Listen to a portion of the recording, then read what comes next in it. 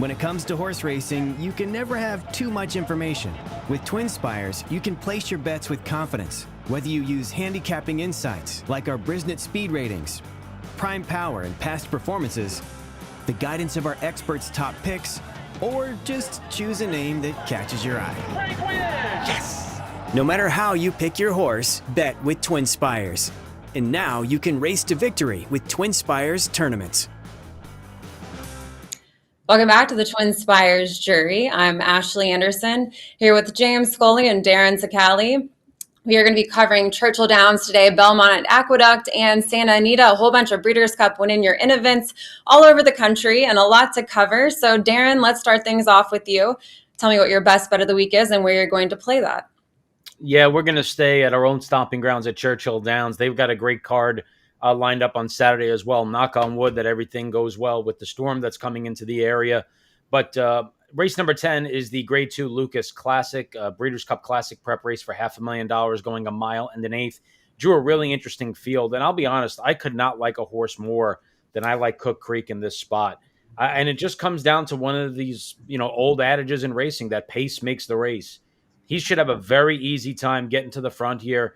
The majority of this field are horses that want to come from off the pace. Stiletto Boy down to the inside is coming out of Southern California for the first time, and perhaps he wants to go. And even if he does go, it'll give Cook Creek a great target to sit right off of. There is nobody else in this race that really has any type of speed whatsoever. And the majority of the major players in here, like Hit Show, Disarm, Happy American, Rattle and Roll, these are all horses that want to come from well off the pace. So this comes down to just the point that I think Cook Creek is going to have every advantage here from a standpoint of the pace scenario. He's got an aggressive rider on board in Luis Saez, and I think the price is definitely right at 5-1. And he's getting a spot here against a lot of horses that are maybe not in the best of form, but carry back class. A horse like Disarm, who's had a disappointing season, is trying to get right potentially before the Breeders' Cup. But for me, Cook Creek at 5-1 is a great proposition here. You're getting a look at him in a sloppy track with Jose Ortiz aboard. And I believe the racetrack might look a lot like this come Saturday night as well. So probably a good indicator that he seems to just skip over it nicely. I look for him to build off of this performance, get another good effort on an off track with the pace scenario as it is. So Cook Creek for me in the Lucas Classic, Ashley. All good reasoning, and I'll be talking about Hit Show in our fades section. So James, I'll turn it over to you. What is your best bet? My best bet's going to come in Saturday's Vosburg. It's number 2, Scotland. He's 7-2 on the morning line, the third choice on the morning line Saturday at Belmont at Aqueduct.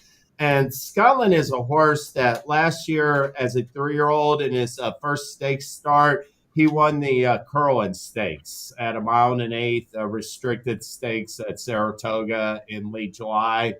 In his next 2 starts against graded rivals, I thought he got exposed at 2 turn distances. Belmont gave him the rest of the year off after the Pennsylvania Derby and brought him back this summer in sprints. He basically cut Scotland back to a 6-furlong sprint, a 6.5 furlong sprint on Derby week.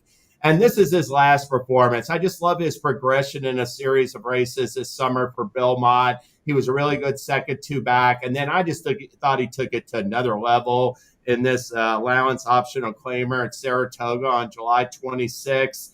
I was really looking for him to come back in the Forgo and be a major contender, but for whatever reason, he needed about a month off. He didn't return to the work tab right away after that. I thought it was more impressive in watching it than it looks on paper.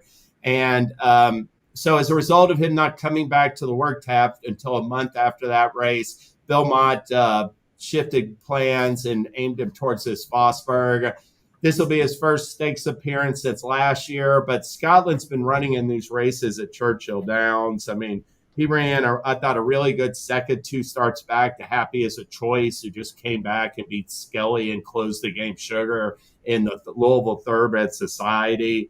3 starts back, he was in there. The top 3 finishers were all like stakes winners in an allowance race. So he's been running against really good company in sprint competition all year. I think he's bringing progressive form to the Vosburg. It's not that tough a field, and I look for him to carry his form forward for Belmont. And, he's his best races are all in front of him, and they're going to be in sprint distances. I'm going to bet Scotland in the Vosburg Saturday.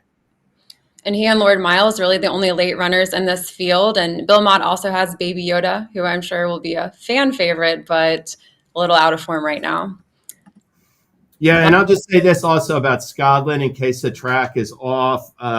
You'll see that over to Mark, but those were the two races I was talking about last year, the Travers and the Pennsylvania Derby. I don't put much credence in those performances. He's by Good Magic, who's a 15% mud sire, and he's out of a Speightstown mare. Speightstown's one of the best wet track sires in North America. So I think the pedigree's there for Scotland, and he can handle any kind of conditions.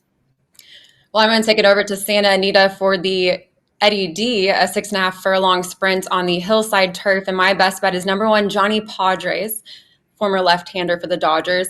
It's a deep field of 11, and with Big Invasion drawing the far outside, this is a horse that is coming off a win at Saratoga at 5.5 furlongs and was beaten just a neck to no balls in the Breeders' Cup Sprint last season at Santa Anita.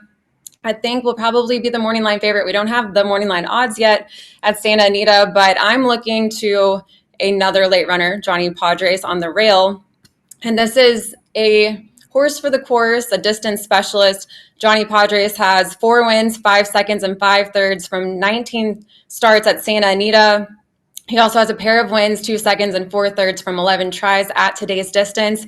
Now, last time he raced at Santa Anita, it was the Grade 3 Daytona. He finished a 2-length 4th and was about 1.5 lengths behind first piece, who was to his inside in this field. But Johnny Padres had a wide trip that day. He drew post 9. He's now on an inside post. I think he has the strong closing kick to win this race here. A lot of speed signed on, so I'll go with the late runner, who I think I'll get a decent price. Don't know the morning line, but I think I'll get a good price at post time. Yeah, this is a race that when I was looking at this card as we were, going over what we were going to talk about on the jury, I saw it the same as you. I thought there was a lot of early speed in there as well. I figured whoever gets the best trip is probably going to be the winner.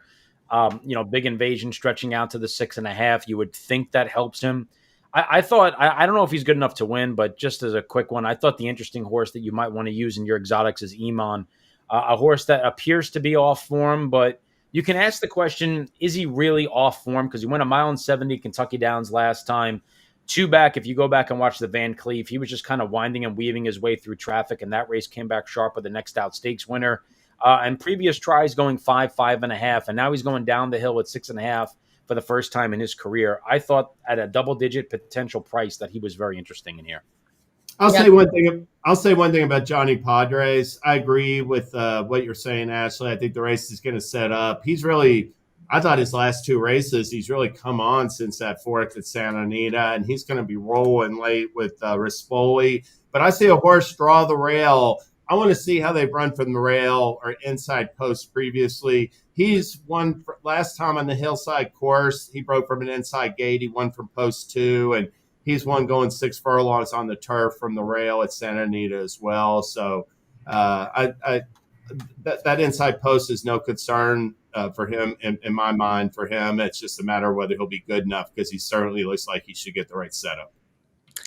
All right, well, let's move on to the horse we're fading at a short price. So who is that for you, James? I'm going to fade number 7, Bourbon Boss, and Saturday is 11th race at Churchill Downs. Riley Mott has tried every surface with this 4-year-old colt. He's raced them on dirt, turf, and synthetics, and Bourbon Boss is winless from 6 starts.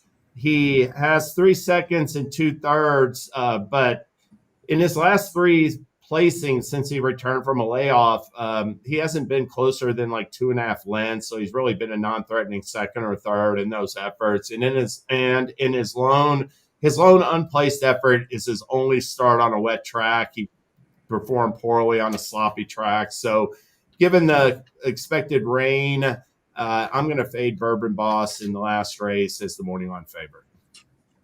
Yeah, he was 7th by 21 lengths on that sloppy track. So certainly not a good thing to see ahead of this weekend with all the rain. Well, Darin, here's your fade this week. Yeah, right in front of the race that my best bet. 9th race at Churchill on Saturday is an allowance event. That one is a 2 life for filly 2-year-olds. I know there's a lot of stakes races that we could talk about, But I think Good Cheer is vulnerable here. And I think is going to be wildly overbet because she won by 8 1/4 lengths upon debut at Horseshoe Indianapolis. Look, visually, race looks good. Can't knock it. Brad Cox, people sometimes question, well, why would the horse run at Horseshoe Indy? He's run a slew of horses there that have been good and have broke their maiden there, including Monomoy Girls. So don't let that sway you. But what sways me is race wasn't very fast at all. It was a 5-horse field.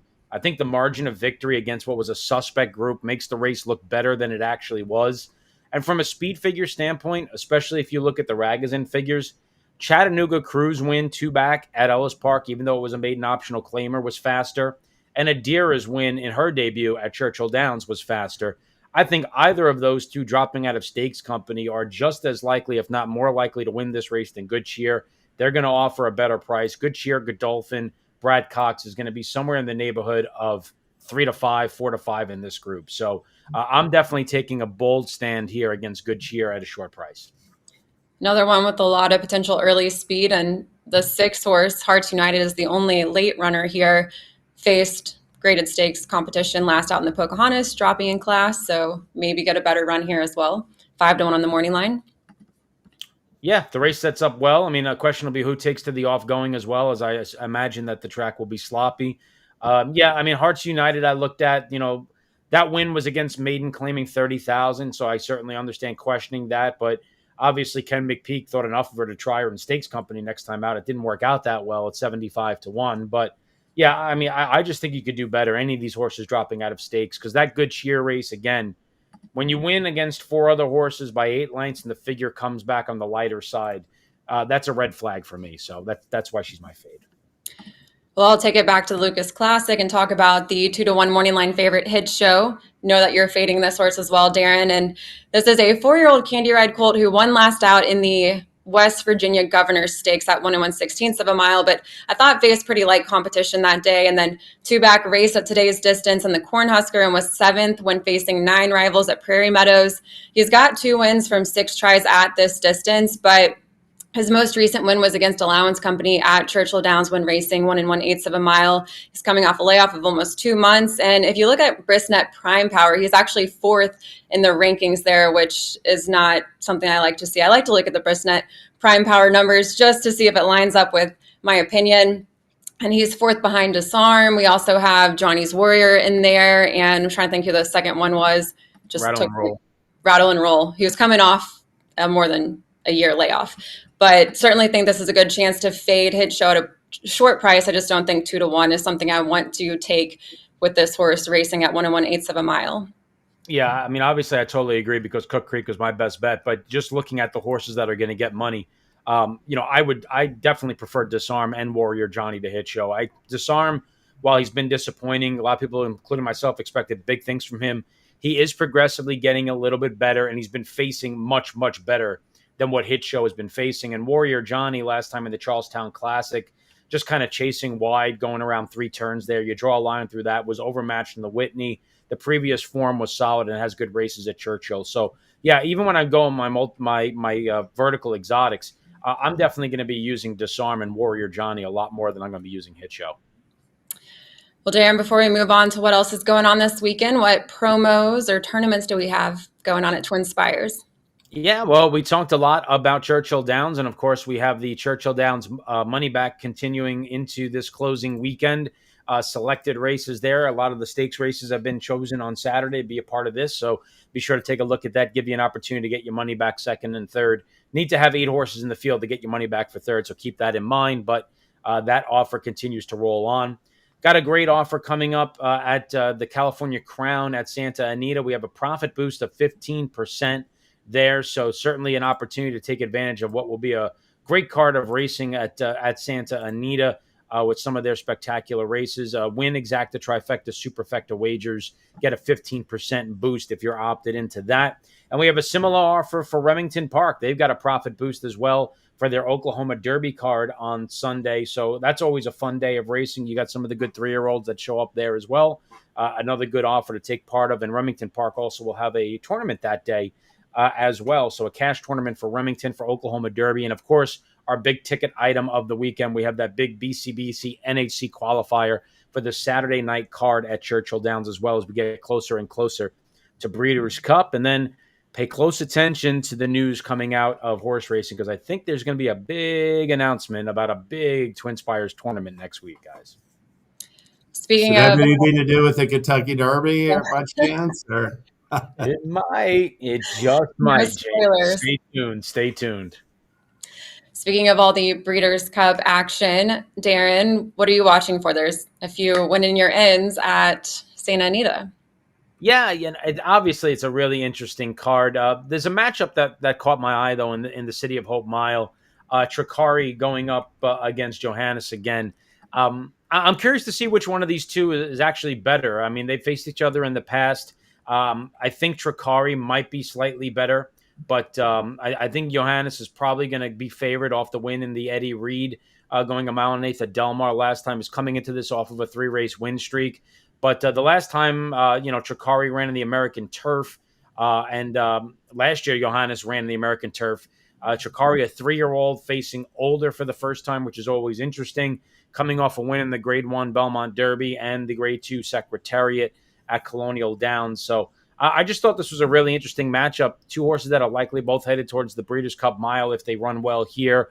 But it is a fantastic card of racing at Santa Anita. We're happy to have that offer as well. And obviously the California Crown with National Treasure and Muth taking center stage on that program. So definitely going to be paying close attention to that card. But that matchup in the City of Hope Mile really does pique my interest. I think Trickery is the best 3-year-old turf horse in North America.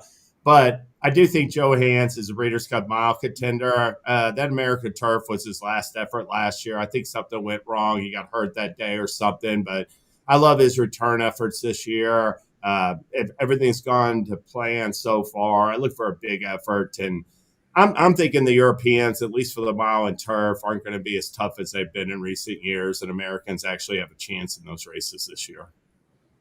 Yeah, he's 5 for 5 at Santa Anita and then 3 for 3 at the distance. So he's going to be tough, I think. Yeah. But Trickery, maybe we see something big. But I feel like class rating wise too, Johannes is a little bit higher right now. So he's definitely going to be, at least he's facing a proven challenger outside of the du jour and all the regular faces he's been running against this year. So it is exciting to see Grand Motion shipped this horse out. He could have kept him on the East Coast for another spot like the Shadwell Turf Mile at Keeneland. Well, James, tell us about the California Crown and the Breeders' Cup Classic. Yeah, Saturday's California Crown, they've upped the purse to $1 million and renamed it. And I thought it really drew a fascinating field of 7.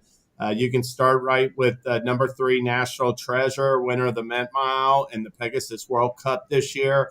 Bob Baffert's already said that he's pointing for the Breeders' Cup Dirt Mile, regardless of what happens on Saturday. But, he's definitely a top contender. And along with National Treasure, you've got 3 other older horses that are all accomplished this season. We have Senor Buscador, winner of the Saudi Cup and a head second to National Treasure in the Pegasus World Cup. Santa Anita Handicap winner Newgate's in the field for Baffert. And last out, Philip Island winner Sub Sanador is in there for Mandela or Drysdale. And I really like. I do think that those older horses are all capable in there. But I'm looking at this California Crown as a little bit of a preview of what we're going to see in the Breeders' Cup Classic, and I'm going with a 3-year-old on Saturday. I like Muth. I thought Muth was really coming on last spring when he won the Arkansas Derby in late March. Unfortunately, he got hurt right before the Preakness, needed a bunch of time off. I thought his victory in the Shared Belief last month was a little bit workmanlike, but I do think he'll improve upon that effort. And I'll look for him to take it right to the older horses on Saturday and set himself up for a Breeders' Cup Classic bid. So I'm on number 5, Muth, but that's certainly, I think, a very intriguing race at Santa Anita, Ashley and Darin. Yeah, I think he's a strong contender. And his stablemate 0 for 5 at Santa Anita. National Treasure, I'm guessing, will get the early lead probably. You think with this? Yeah. I think so. Yeah, I think that was even the plan at Saratoga, and he just couldn't beat Arthur's ride to the front. So, yeah, I think definitely he's going right to the lead. Did I say Drysdale for Subsanador? I know I said both Drysdale and Mandela, but it was Mandela. So just to clarify. Oh, yeah. Okay. Right. Yeah, you're right. Is Neil Drysdale? I think. Yeah, Drysdale's still around. He's over at Churchill with Happy American this week.